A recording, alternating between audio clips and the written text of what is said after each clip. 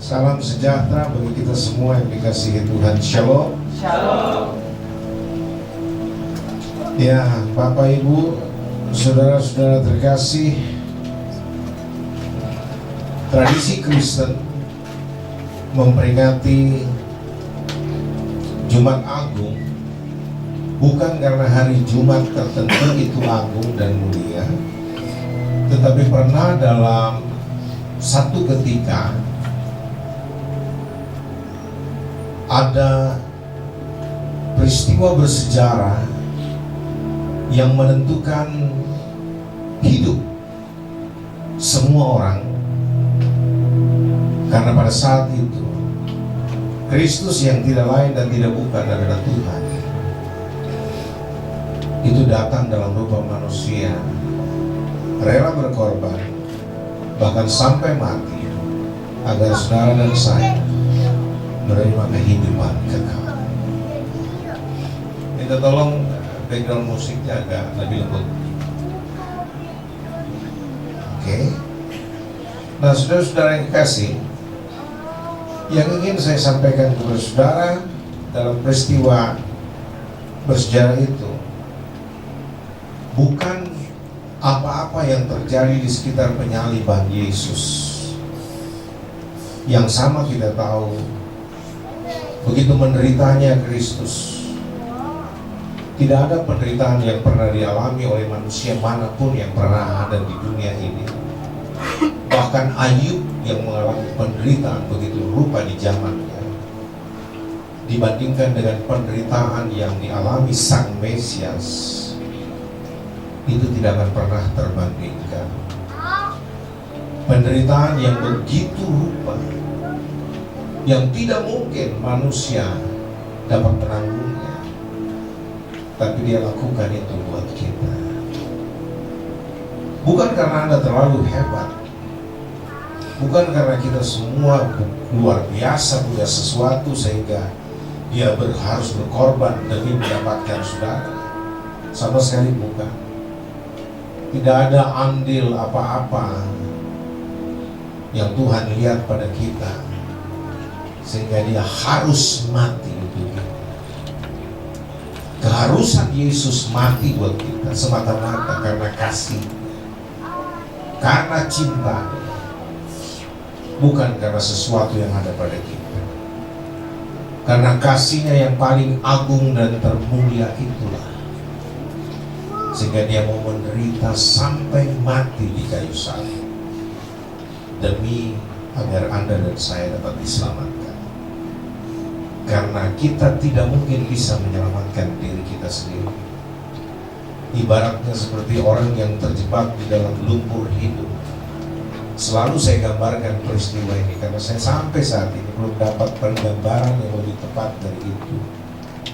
Ketika orang terjebak dalam lumpur hidup, saudara-saudara kan tahu persis, walaupun dia juara berenang olimpiade, tidak mungkin dia bisa berenang untuk keluarkan dirinya dari jebakan lumpur hidup itu.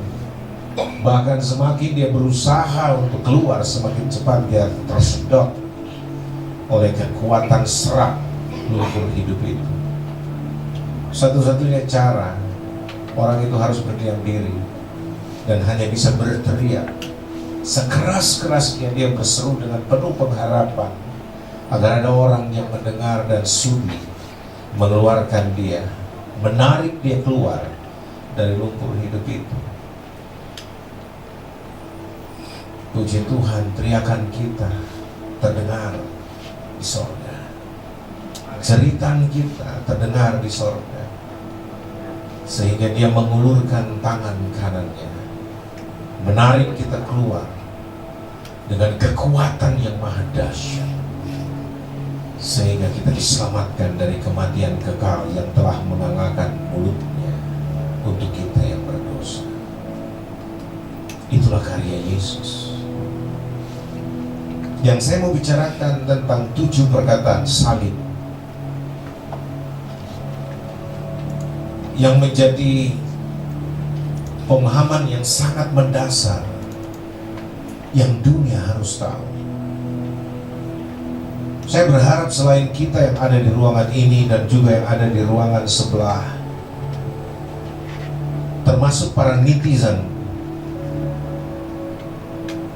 yang mengikuti ibadah ini di rumah mereka masing-masing di seluas dunia, karena siaran langsung dengan YouTube dan Facebook ini, supaya bisa memahami arti kematian Kristus di sana. Saudara-saudara yang terkasih,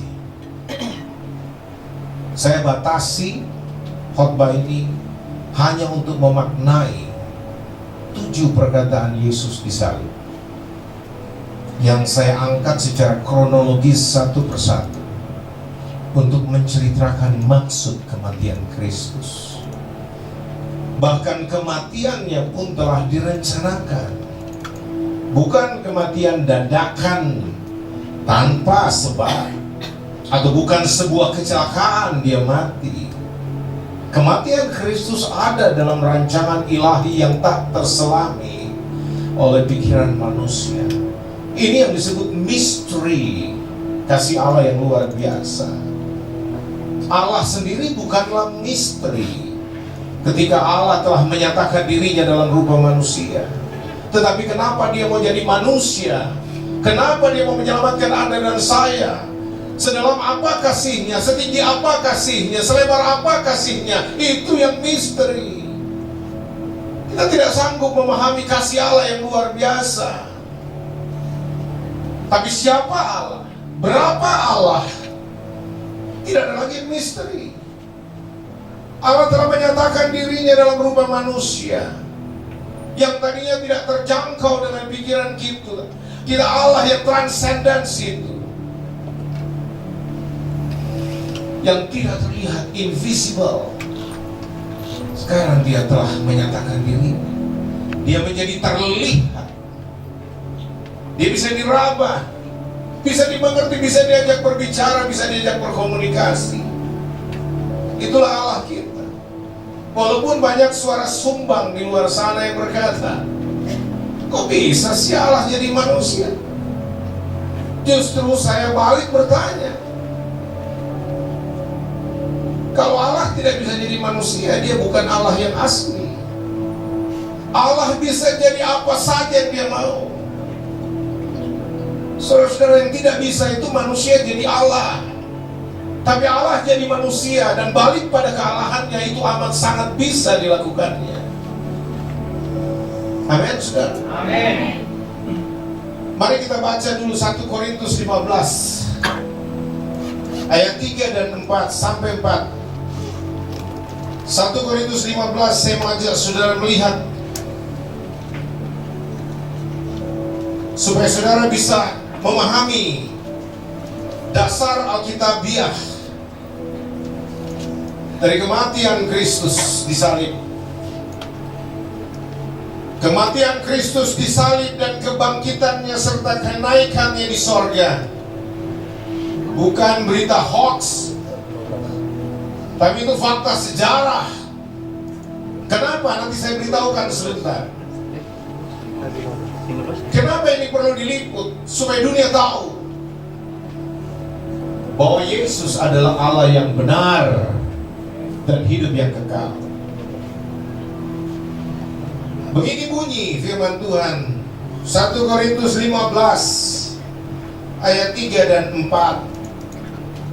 Sebab yang sangat penting telah kusampaikan kepadamu, yaitu apa yang telah kuterima sendiri, ialah bahwa Kristus telah mati karena dosa-dosa kita sesuai dengan kitab suci,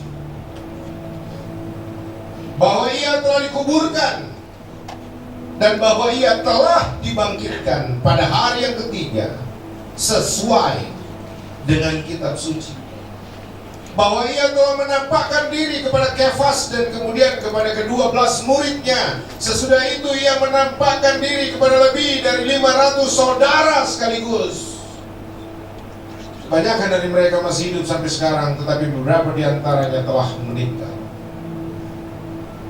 penderitaannya dilaporkan, kematiannya diberitakan, kebangkitannya dimasyurkan, kenaikannya menjadi buah bibir ke seluruh dunia. Saudara, kenapa orang Kristen mempercayai semua berita ini? Karena itu bukan cerita isapan jempol oleh satu orang atau mungkin satu dua orang dari grup Yesus. Karena peristiwa ini menghebohkan dunia ketika itu, sampai pada kenaikannya di sorga. Bukan seperti banyak kisah pendeta yang naik turun sorga tapi gak ada yang lihat satupun. Halo? Kenaikan Yesus ke sorga disaksikan 500 pasang mata lebih. Berapa orang?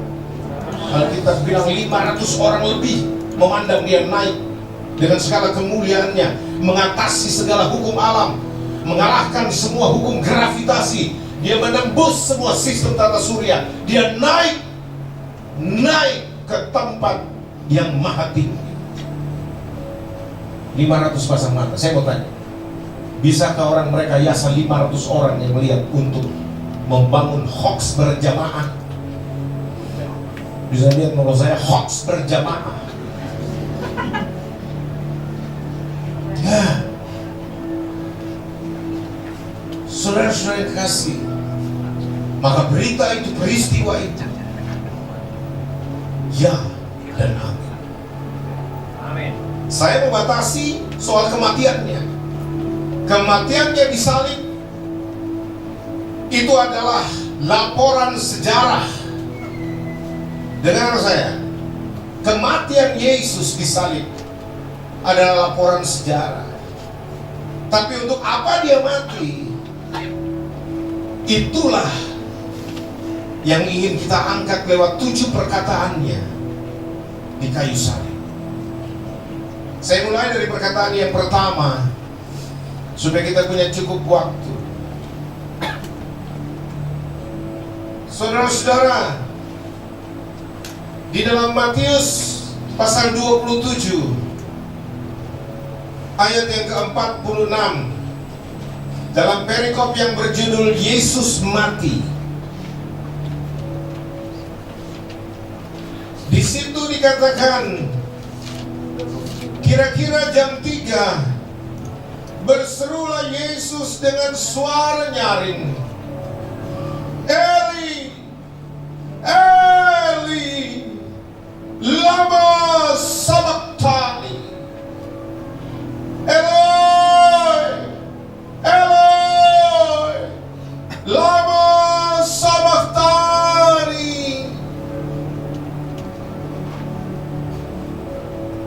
Suara itu menembus surga. Kenapa saya katakan ini perkataan yang pertama? Saya mengadakan survei khusus kalau kita, survei biblical. Saya membandingkan, saya akui bukan hanya saya yang punya topik khotbah 7 perkataan salib. Bahkan ada pendeta-pendeta yang punya nama besar dan populer sejagat yang pernah mengkhotbahkan ini. Saya amati, saya pelajari, tetapi lebih khusus saya mendalami sendiri.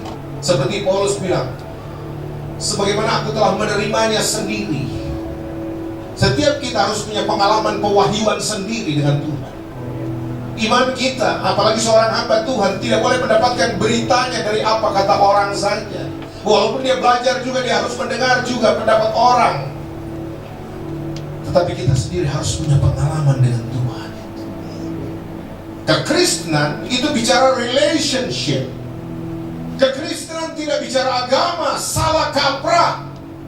Kalau Anda berbicara kekristenan adalah agama tok, sebuah sistem kepercayaan. Kekristenan lebih dari sekedar agama. Dengar baik-baik, kekristenan lebih dari sekedar agama. Karena kekristenan itu berbicara relasi kita dengan Allah. hubungan baik, bahkan sampai pada tingkat hubungan intim kita dengan Tuhan.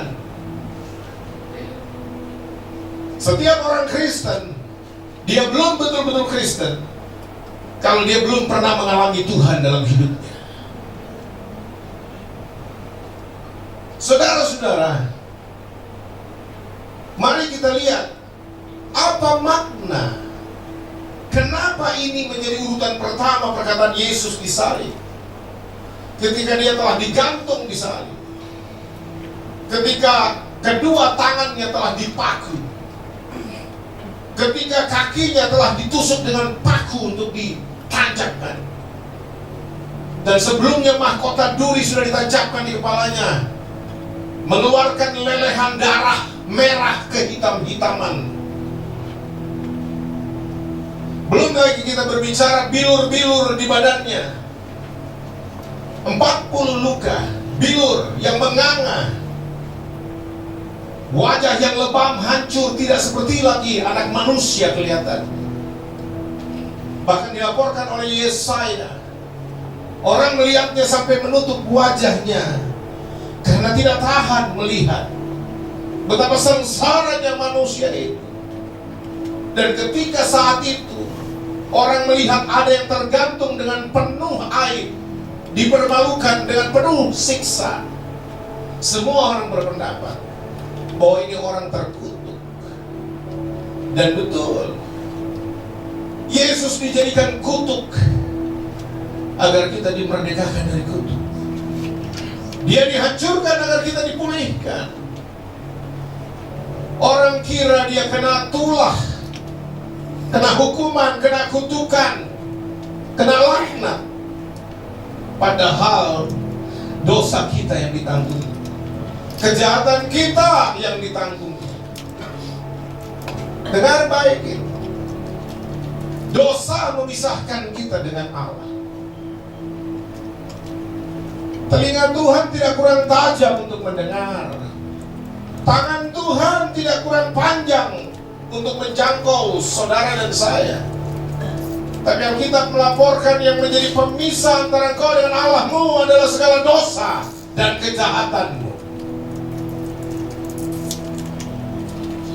Itu sebabnya sejak manusia pertama Adam dan Hawa memutuskan untuk berbuat dosa, dengan jalan memutuskan untuk menerima buah yang dilarang itu untuk dimakannya. Saya selalu pakai katakan, yang memilih manusia berbuat dosa adalah manusia itu sendiri. Ketika itulah dia terbuang dari taman surga, dia keluar dari taman Firdaus, dia terpisah dari Allah. Dan ternyata manusia tidak tahan berpisah dari Allah, karena memang manusia adalah gambar Allah. Manusia diciptakan segambar dengan Allah, homo imago Dei, image of God. Dan tidak ada yang bisa mengisi kekosongan di hati manusia yang merupakan tempat Allah di hati manusia. Sehingga ketika manusia karena dosa dan kejahatannya, dia harus terpisah, Allah memalingkan wajahnya. Bukan tidak mau melihat manusia itu, tetapi Allah tidak bisa memandang dosa, karena manusia itu telah penuh dengan dosa, berlumuran dosa. Image Allah telah rusak pada manusia, gambar Allah telah rusak, sehingga Allah memalingkan wajahnya. Ini yang dikatakan Allah meninggalkan manusia yang telah jatuh dalam dosa. Walaupun dia tidak tinggalkan begitu saja, tapi dia memberikan perjanjian, ada waktunya dia akan mengurusi mereka ini. Dalam pengembaraan manusia terlepas dari Allah, ternyata manusia tidak bisa hidup tanpa Allah. Maka dalam perjalanannya ada saja sesuatu yang manusia cari untuk disembah. Mataharikah yang disembah? Bulankah yang disembah? Pohon-pohon besar yang tuakah mau disembahnya? Apa saja manusia cari untuk disembah. Bahkan manusia buat patung-patung untuk menyembahnya. Kenapa manusia begitu haus dengan penyembahan dan tidak bisa tanpa menyembah? Karena manusia memang diciptakan untuk menjadi penyembah. Manusia memang diciptakan untuk menjadi pemuja Allah, pemuji Allah, penyembah Allah. Itu sebabnya kalau tidak ada Allah yang bisa disembah, manusia akan buat Allahnya sendiri, ilahnya sendiri untuk disembah. Mereka berseru, tidak ada pertolongan. Mereka berteriak, tidak ada jangkauan tangan Allah lagi. Sampai satu waktu manusia begitu terpuruk, sampai pada titik nadir perpisahan dengan Allah. Lalu kemudian Allah menyendengkan telinganya. Maksud dari teriakan Yesus, Eli, Eli, lama sabachthani, Eli, Eli, lama sabachthani. Ya Allahku, ya Allahku, mengapa Kau meninggalkan aku? Aku gak tahan terpisah darimu Tuhan. Aku gak bisa hidup tanpa Engkau Tuhan. Kenapa Engkau meninggalkan aku? Pertanyaan itu menjadi pertanyaan abadi setiap manusia yang berdosa. Katanya ada Allah, katanya Allah itu yang menciptakan kita, tapi kenapa Dia membuang kita? Kenapa Dia meninggalkan kita? Apa sebenarnya yang terjadi dengan kita sehingga pencipta kita meninggalkan kita? Seperti itulah suara batin manusia yang diwakili oleh Yesus di kayu salib. Sesungguhnya saudara-saudara, dengar saya baik-baik, Yesus berteriak bukan untuk dirinya sendiri. Yesus berteriak untuk kita. Yesus berteriak mewakili kita. Yesus berseru ganti kita. Dia mewakili kita. Dia menjadi representator kita. Puncak semua dosa dan kesalahan yaitu laknat, keterkutukan karena dosa ditanggungkan kepadanya, sehingga Yesus dijadikan manusia yang paling berdosa karena Anda dan saya. Dan suara ini yang mewakili suara semua manusia berdosa yang telah kehilangan kemuliaan Allah, dinaikkan sebagai persembahan dengan penuh harapan agar Bapa mau mendengar. Saudara, itu sebabnya perkataan kedua di kayu salib itu muncul pada Lukas ayat 34. Lukas pasal 23 ayat 34. Lukas pasal 23 ayat 34. Ketika Dia dipakukan dengan penuh kesengsaraan, Dia berkata kepada Bapa di sorga, "Ya Bapa, ampunilah mereka, sebab mereka tidak tahu apa yang mereka perbuat." Ya Bapa, ampunilah mereka, karena mereka tidak tahu apa yang mereka perbuat. Erangan manusia yang kesepian Karena ditinggal kekasih sejatinya, yaitu Tuhan. Telah disampaikan, mereka tidak tahu kenapa Tuhan meninggalkan. Tetapi di dalam seruan yang kedua ini sudah dinyatakan, karena kesalahan, karena pelanggaran, karena dosa, itu yang memisahkan kita dengan Allah. Sehingga saudara-saudara, Yesus kembali menjadi representasi manusia berdosa yang berharapkan kasih, kemurahan, dan kesetiaan Allah, agar dosanya diampuni, kesalahannya diampuni, agar dia tidak terpisah lagi dari Allah, agar Allah mendamaikan dirinya dengan manusia yang berdosa lewat kematian Kristus. Ya Bapa, ampunilah mereka, ampunilah mereka, karena mereka tidak tahu apa yang mereka perbuat. Setiap manusia yang berdosa butuh pengampunan. Maka Injil sejati memberitakan, engkau yang berbuat dosa, engkau tidak akan bisa masuk surga, kecuali ada yang mau menebusmu, ada yang mau menanggungmu. Dan salib menjadi ketetapan Allah bagi pendamaian Allah dengan manusia yang berdosa. Oleh curahan darah Yesus,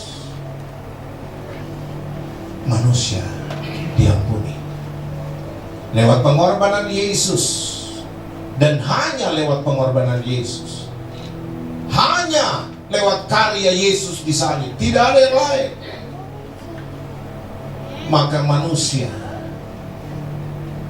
dapat memperoleh pengampunan.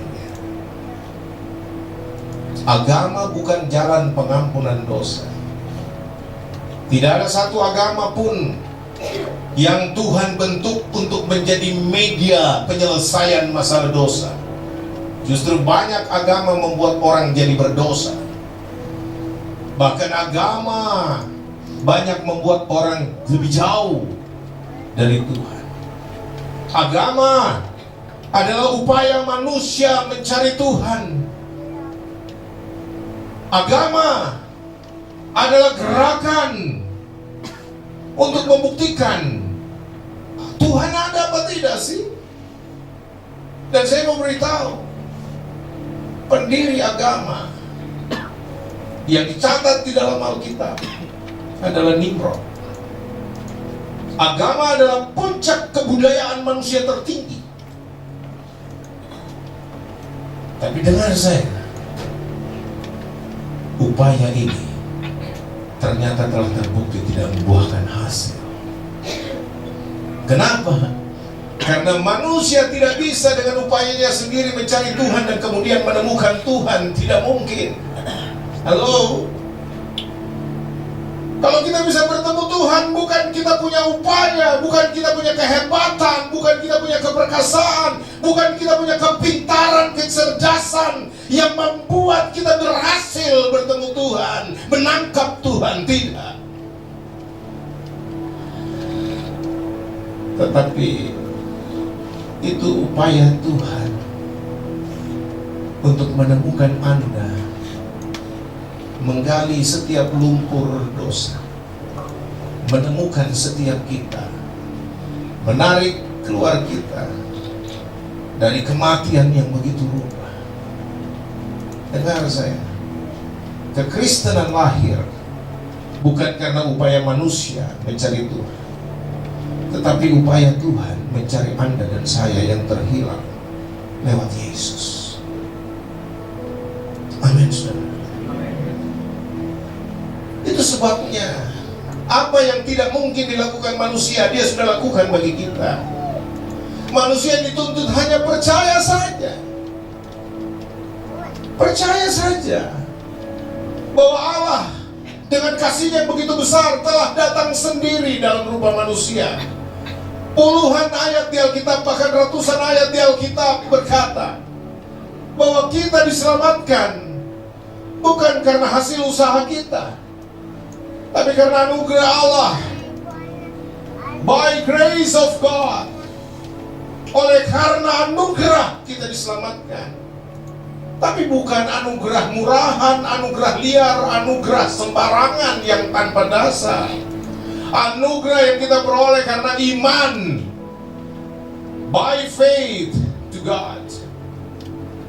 Oleh karena iman kepada Dia.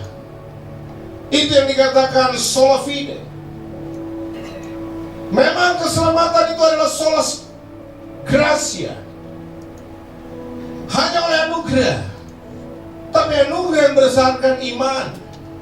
Tapi bukan iman tanpa dasar. Iman yang berdasarkan perkataan Allah, firman Allah, kitab suci, sola scriptura. Dan saya mau beritahu kepada saudara, ini hal hebat yang tidak ada agama manapun ajarkan.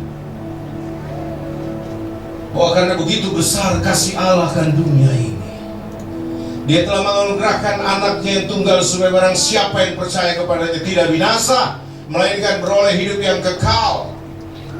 Walaupun banyak orang berusaha untuk mengerti, tapi karena gagal paham istilah akhir-akhir ini, maka orang berkata, iman Kristen itu lucu. Allah ada bapaknya, ada anaknya, tapi mamanya mana? Dan saya mau beritahu, gagal paham ini kemudian bukannya membuat orang cari tahu lebih jauh, tapi kegemarannya membangun hoax untuk mengejek. Perkataan orang-orang yang katanya orang-orang hebat di negeri ini pun telah begitu rupa mereka rancang dengan maksud untuk melecehkan kekristenan. Tetapi bagi saya memandangnya, justru mereka sedang mempermalukan dirinya dengan kebodohan mereka dalam menilai iman Kristen. Halo. Ketika mereka mengatakan waktu Yesus Sang Putra Allah itu lahir, bidannya siapa? Halo. Mereka pikir dengan perkataan seperti itu lalu orang Kristen tertunduk malu dan menyesali diri karena kebodohan beriman kepada Yesus. Sama sekali tidak. Sama sekali tidak. Justru ini menunjukkan semua komentar miring itu membutuhkan belas kasihan untuk mereka, karena ini merupakan bukti kegagalan paham mereka. Mereka tidak mengerti karya Allah yang luar biasa itu. Amin, saudara. Amin. Seandainya mereka datang di Kalibata City Apartemen, mereka nggak usah naik lift, naik tangga darurat, lalu suruh hitung berapa anak tangga, dan tanya, bidannya mana ini anak-anak tangga? Kalau dengar saya, orang yang jatuh dalam dosa, yang hidup dalam dosa, akal sehatnya nggak main. Makanya nggak ada orang berdosa sehat akalnya. Tapi orang yang bertobat lahir baru dalam Tuhan, dia mengalami pembaharuan akal budi. Ketika orang bertobat, diampuni Tuhan, dosanya dibasuh bersihkan, maka dia dianugerahkan status sebagai anak Allah. Dengar saya, anak Allah untuk Yesus beda dengan status kita sebagai anak Allah. Keanak-Allahan Yesus, keputra Allahan Yesus, itu gelar ketika Allah jadi manusia disebut anak Allah. Dengar baik-baik, jangan dibalik. Bukan Allah anak, tapi anak Allah. Tidak ada di Alkitab Allah anak. Berulang kali saya katakan, tidak ada di Alkitab God of Son. Yang ada Son of God, putra Allah, anak Allah. Itulah gelar Allah ketika dia jadi manusia. disebut anak Allah. Halo? Ini mereka nggak pahami itu. Bagaimana dengan kita anak Allah? Apakah sama dengan Yesus? Tidak. Keanak Allahan kita terima karena percaya Yesus. Yesus anak Allah itu merupakan status gelar dia ketika dia jadi manusia. Kita menjadi anak Allah akibat iman. Kalau orang tidak percaya Yesus, tidak pernah dapat status sebagai anak Allah. Allah menjadikan dirinya Bapa terhadap kita anak-anak yang percaya kepadanya. Makanya saya suka bilang, kalau kita datang ke rumah Allah, kita beribadah, tidak pernah kita disebut tamu Allah. Halo? Kita ini anak. Dan tidak ada jam-jam perkunjungan bagi anak untuk bertemu bapaknya. Kalau hamba atau tamu punya jam perkunjungan, sebanyak apapun disediakan open house, ya, itu untuk tamu, untuk para hamba yang tidak bisa sembarangan bertemu tuannya. Tapi Eke and Yeli, kita sudah, kita anak. Seorang anak anytime bisa menghadap bapaknya. Dan tidak perlu ada formalitas agamawi untuk bertemu Bapa kita di sorga. Kita bisa berbicara sambil masak. Kita bisa berbicara dengan Bapa sambil nyetir mobil. Kita bisa sambil tiduran memesan coklat buat Papa di sorga. Pa, coklat. Itu anak. Coba anak pembantu bisa teriak seperti itu. Pa, coklat. Apa lo? Kalau anak asuh, dia punya model bagaimanapun di hadapan bapaknya, dia tetap anak. Amin, saudara. Amin. Dan anak adalah ahli waris. Bos, anak itu ahli waris. Seorang ahli waris berhak untuk menikmati kekayaan bapaknya. Seorang ahli waris berhak untuk menikmati rumah bapaknya. Ketika orang berkata begini, memang sorga itu rumah nenek moyangmu. Pak Ustadz, itu bukan rumah nenek moyang, tapi itu rumah Bapakku yang di sorga. Amin. Amin. Itu rumah Bapak kita. Babe gua punya tuh. Saya bangga jadi orang Kristen. Amin. Betul-betul bangga. Tapi semua kita bisa dapat hanya melalui iman kepada Yesus. Dianugerahkan pengampunan, diberi status sebagai anak Allah, diberi status sebagai orang benar, dibenarkan bukan karena upaya kita menjadi benar, dibenarkan oleh Allah. Kita dapat status sebagai orang suci, orang kudus, disucikan oleh anugerah Allah. Bukan upaya kita menyucikan diri, menguduskan diri, nggak pernah bisa. Tapi Allah menganugerahkan status itu. Lewat iman kita kepada Yesus, penyelesaian dosa terjadi. Pemulihan hubungan dengan Allah terjadi. Pembasuh bersihan akan segala dosa dan kesalahan kita terjadi oleh darah Yesus. Membasuh bersihkan. Sampai Yesaya berkata, sekalipun dosamu merah seperti kirmizi, akan menjadi putih seperti salju. Sekalipun dosamu merah seperti kesumbah, daun kain kesumbah, akan menjadi putih seperti bulu domba. Dan saya mau kasih tahu, tidak ada sabun deterjen manapun di dunia yang bisa mencuci dosamu, hanya oleh darah Yesus. Dan tahukah Anda telah ditebus? Bukan dosamu yang ditebus, halo. Jangan suka nyanyi lagu tebus dosa, karena itu bukan ajaran Kristen. Halo. Yang Tuhan tebus bukan dosamu, tetapi kau dan saya. Bukan dosa kita yang ditebuskan, tapi kau yang berdosa. Saya yang berdosa yang ditebus. Sayanya, bukan dosaku. Saya, Anda yang ditebus. Yesus bukan penebus dosa manusia. Yesus penebus manusia dosa. Kalau dosamu ditebus, dosamu ke surga, kau ke neraka. Tapi Yesus menebus kita. Amin, saudara. Dan hebatnya, orang yang telah ditebus, orang yang telah dipulihkan, dia telah menjadi anak Allah, status anak Allah.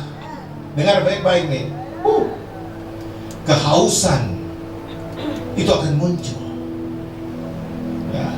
Tapi saya mau kasih tahu, sebelum itu saya mau kasih tahu, ketika orang diampuni dosanya, maka ini yang ketiga. Ini cepat saja. Lukas pasal 23 ayat 43. Lukas pasal 23 ayat 43. Firman Tuhan berkata apa bagi orang-orang yang telah diampuni dosanya? Aku berkata kepadamu, sesungguhnya hari ini juga engkau akan ada bersama-sama dengan aku di dalam Firdaus. Hari ini juga engkau akan ada bersama-sama dengan aku di Firdaus. Perkataan Yesus ini disampaikan kepada penjahat di sebelah kanan dia yang bertobat, tidak kepada penjahat sebelah kirinya yang tidak butuh pertobatan karena memang tidak mau bertobat. Halo? Yang kiri berkata begini, bos, kalau ente anak Tuhan, turunlah dari salib itu, lalu turunkan kami. Katanya kau anak Allah dari sorga. Sorga mah ketinggian, salib aja 3 meter, turun aja, turun. Lalu turunkan kami. Tapi yang di sebelah kanan bilang, hush, gak pantas kau berbicara seperti itu. Kita yang memang harus dihukum, kita yang layak menerima hukuman mati karena segala kejahatan dan dosa kita. Tapi orang ini gak layak dihukum mati. Gak ada hal-hal yang pantas membuatnya dihukum mati. Kita iya, kita dosa melulu ini, tapi dia enggak. Lalu dia berkata dengan lirih, Yesus, engkau kembali nanti, ingatlah akan aku. Cukup perkataan itu. Yesus tangkap sebagai sebuah berita pertobatan dari hati. Pertobatan itu bukan ucapan bibir, tapi ungkapan hati. Banyak orang berkata, kami mengaku segala dosa-dosa kami di dalam nama Tuhan. Amin. Itu pengakuan dosa liturgia. Orang bisa tampil begitu kudus kelihatannya, bahkan berjubah agama, tapi Tuhan tidak melihat penampilan. Yang Tuhan lihat hati. Bagaimanapun ungkapan pertobatanmu, Tuhan tahu hatimu.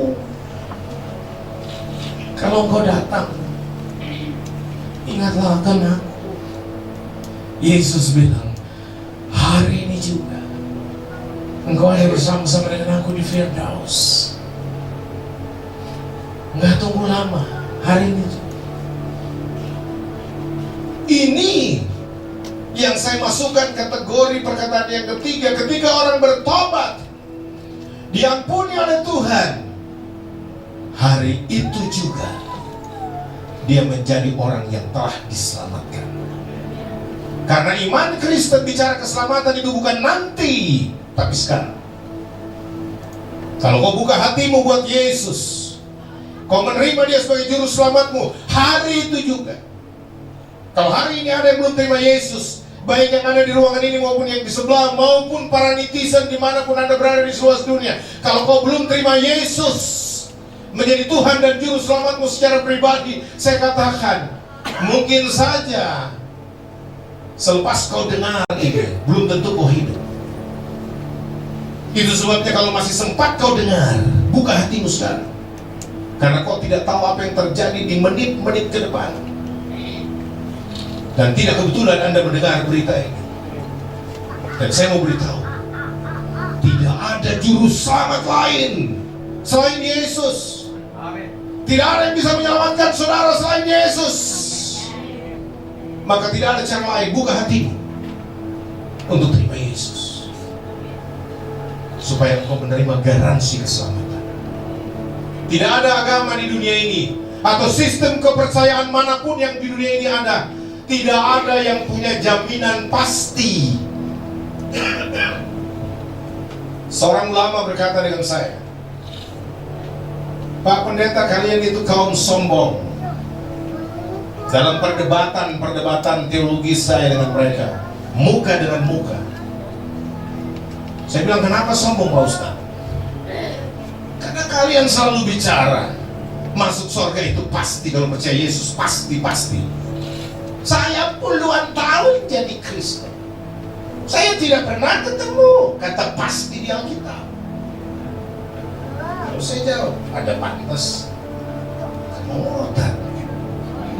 Seandainya ketemu kata pasti itu kan kemurutan. Saya puluhan tahun buka Alkitab, berarti matamu tidak dibukakan. Karena saya bisa menunjukkan kata pasti di Alkitab. Kita telah diperdamaikan dengan Allah, maka kita pasti diselamatkan. Ada yang belum tahu ayat itu? Ada yang mau saya buka ayat itu? Coba buka Roma 9 ayat 5. Roma 5 ayat 9, saudara. Ya, Roma 9 ayat 5. Supaya saudara tahu ini. Roma 9 ayat 5 yang benar ya. Roma 5 ayat 9 kan? Jangan mengacaukan pikiran saya. Roma 5 ayat 9 dan 10, buka. Kita lihat baik-baik. Lebih-lebih karena kita sekarang telah dibenarkan oleh darahnya, kita mudah-mudahan insya Allah akan diselamatkan. Apa begitu kata kita? Saya bilang tidak seperti itu Pak Ustaz. Di Alkitab saya jelas berkata, karena kita telah dibenarkan oleh darahnya, darah Yesus, maka kita pasti, Alkitab bilang pasti akan diselamatkan dari murka Allah. Pasti atau mudah-mudahan, moga-moga, maybe yes, maybe no. Pasti. Ayat 10. Sebab jikalau kita ketika masih seteru diperdamaikan dengan Allah oleh kematian anaknya, yang kita peringati malam ini, lebih-lebih kita yang sekarang telah diperdamaikan, mudah-mudahan, maybe yes, maybe no, insya Allah. Nah, ini bicara pasti diselamatkan oleh hidupnya. Amin. Amin. Maka kata hari ini juga engkau ada bersama-sama dengan aku di Firdaus, itu adalah jaminan yang pasti, bukan omong kosong. Sorga itu nyata bro, bukan konsep teologis. Sorga itu nyata. Amin. Amin. Langsung ke perkataan yang keempat. Saya mau ajak saudara buka kitab Yohanes. Perkataan ini adalah mewakili kita yang selalu haus akan Tuhan. Yesus berkata dalam Yohanes 19 ayat 28. Inilah perkataan keempat. Sesudah itu Karena Yesus tahu bahwa segala sesuatu telah selesai, berkatalah ia, supaya genaplah yang ada tertulis dalam kitab suci. Aku haus. Aku haus. Orang yang telah diampuni dosanya, orang yang telah mendapat garansi keselamatan, selalu akan haus. Haus bukan akan minuman, bukan akan roti, makanan, tapi haus dan lapar akan kebenaran firman Tuhan. Haus dan lapar itu tanda orang-orang itu telah diselamatkan. Haus dan lapar akan firman Allah, akan air kehidupan. Saudara, luar biasa. Hanya Yesus yang dapat memenuhi dahaga rohani. Ketika seorang perempuan Samaria mau menimbakan air untuk Yesus demi memberi minum Yesus, Yesus berkata, niscaya kalau engkau tahu siapa yang berbicara kepadamu, engkau akan memperoleh air kehidupan yang akan terus mengalir di hatimu. Hanya Yesus yang bisa beri engkau air kehidupan. Agama gak bisa, bos. Organisasi gak bisa. Hanya Yesus yang bisa memberi engkau air kehidupan itu yang kau butuhkan. Yang kelima, perkataan Yesus yang kelima pada ayat 26 dan 27. Saudara-saudara, begini bunyi firman Tuhan, dan dekat salib Yesus berdiri ibunya dan saudara ibunya, Maria, istri Kleopas dan Maria Magdalena. Perhatikan ayat 26. Ketika Yesus melihat ibunya dan murid yang dikasihinya di sampingnya, berkatalah ia kepada ibunya, "Ibu, inilah anakmu." Yesus tidak menunjuk dirinya, tapi dia menunjuk kepada murid-murid yang ada di sini. Yesus sedang menghubungkan Maria dengan murid-muridnya. "Ibu, inilah anakmu." Dan mereka sekalipun banyak, mereka tidak bisa dikata anak-anakmu, dan mereka anak, satu kesatuan yang tidak terpisahkan. Makanya saya mau katakan, Maria sebagai simbol jemaat, saudara-saudara, dan kita ini adalah anak-anak Bapa di sorga. Dan dengar, kita tidak bisa dipisahkan. Kita satu, tidak bisa dipisahkan. Kita ini sebenarnya saudara-saudara yang percaya Yesus, saudara asli. Saya suka bilang kita ini saudara-saudara, lebih dari sekadar saudara kandung. Kenapa? Karena saudara kandung kita bisa terpisah, satu masuk surga, satu masuk neraka. Kenapa? Kalau saudara percaya Yesus pasti masuk surga. Tapi kalau tidak mau percaya Yesus saudaramu, ya kita tidak akan bertemu di surga. Halo? Makanya saya katakan, kita inilah saudara asli, saudara-saudara. Kenapa? Karena darah Yesus. Darah Yesus yang menyatukan kita, yang mengikat kita, dan tidak ada satu kekuatan manapun yang bisa memutuskan persatuan. Apalagi Yesus memang doa, "Ut omnes unum sir," supaya mereka semua menjadi satu. Maka darah Yesus menyatukan kita.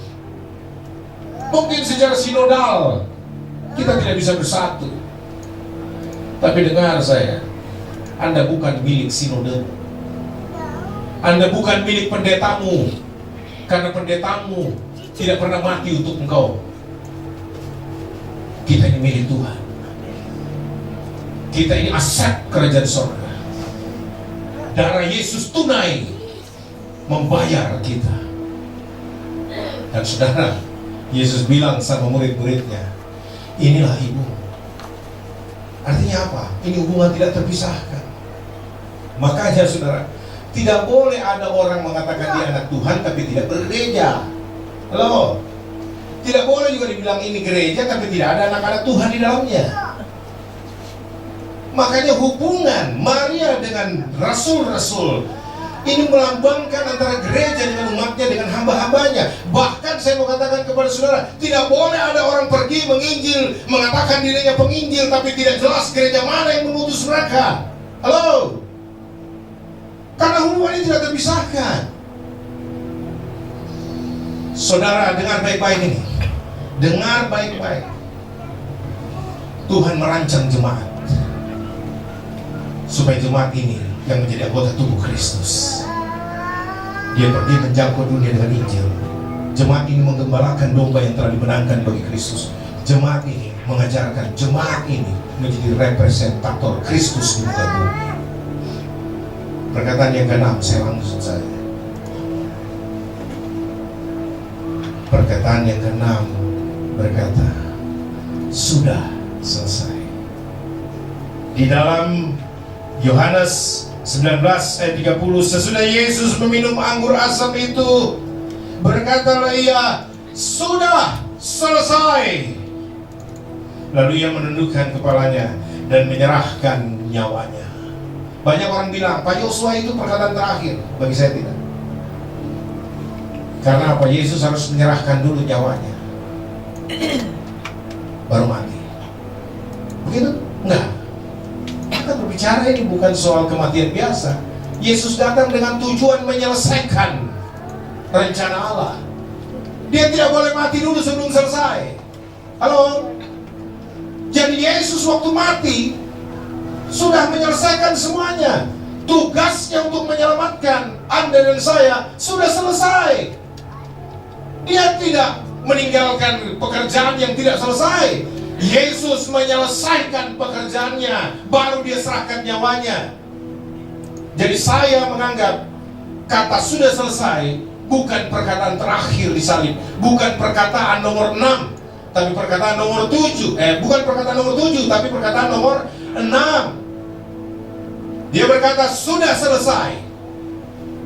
Kalau sudah selesai, berarti tidak ada PR, tidak ada tugas tambahan untuk menyelengkapkan karya penyelamatan itu. Nggak ada. Asal kau percaya kepada Yesus, kau pasti diselamatkan. Karena tugas penyelamatan itu sudah selesai. Tidak membutuhkan tambahan apa-apa lagi. Sudah selesai. Cukup percaya Yesus, Anda dan saya diselamatkan. Baru setelah dia menyelesaikan karya penyelamatan itu, barulah dia berkata di ayat yang saya wajah saudara lihat, saya senang sekali karena baru kesempatan ini saya bisa mengabarkan ini. Lukas 23 ayat 46. Lukas 23 ayat 46. Lalu Yesus berseru dengan suara nyaring, ya Bapa, ke dalam tanganmu kuserahkan nyawaku. Bagaimana bisa? Dia sudah mati duluan, baru dia bilang sudah selesai. Orang kalau sudah mati nggak bisa ngomong lagi. Jadi dia harus mengatakan sudah selesai, baru dia berkata sudah selesai. Ya Bapa, ke dalam tanganmu kuserahkan nyawaku. Baru dia lepaskan nyawanya. Saudara-saudara, dia menyerahkan nyawanya dengan 7 perkataan salib ini, saudara.